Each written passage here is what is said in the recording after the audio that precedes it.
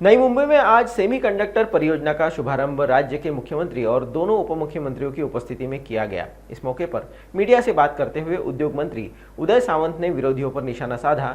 राज्य से बाहर जाती परियोजनाओं को लेकर विपक्ष की ओर से जारी आरोप प्रत्यारोपों पर सावंत ने तीखा जवाब दिया। सेमीकंडक्टरचा हा देशातला पहिला प्रकल्प महाराष्ट्रामध्ये होतोय। उद्योग विभागाला देखील याचा मनापासूनचा आनंद आहे आणि या आनंदाच्या भावनेतूनच राज्याचे मुख्यमंत्री आणि दोन्ही उपमुख्यमंत्री या राजेंद्रजीच्या कार्यक्रमाला उपस्थित होते। एक मराठी माणसानं फार मोठं धाडस या ठिकाणी आपल्याला केलेलं बघायला मिळतंय। हा पहिल्या टप्प्याचा 12,000 कोटीचा प्रकल्प आहे आणि त्याच्यानंतर 24,000 कोटीचा प्रकल्प आहे।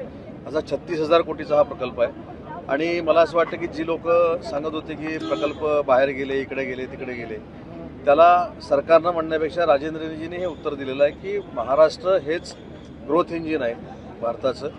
महाराष्ट्र हेच उद्योगासाठी अतिशय चांगली जागा आहे आणि म्हणून सेमीकंडक्टरचा पहिला प्रकल्प हा महाराष्ट्रामध्ये येतोय आणि याच्यानंतर टॉवर नावाची जी कंपनी आहे त्यांचा 83,000 कोटीचा प्रकल्प याच परिसरामध्ये येतोय आणि केम्स नावाची जी कंपनी आहे त्याचा 5,000 कोटीचा प्रकल्प हा रत्नागिरीमध्ये येतो।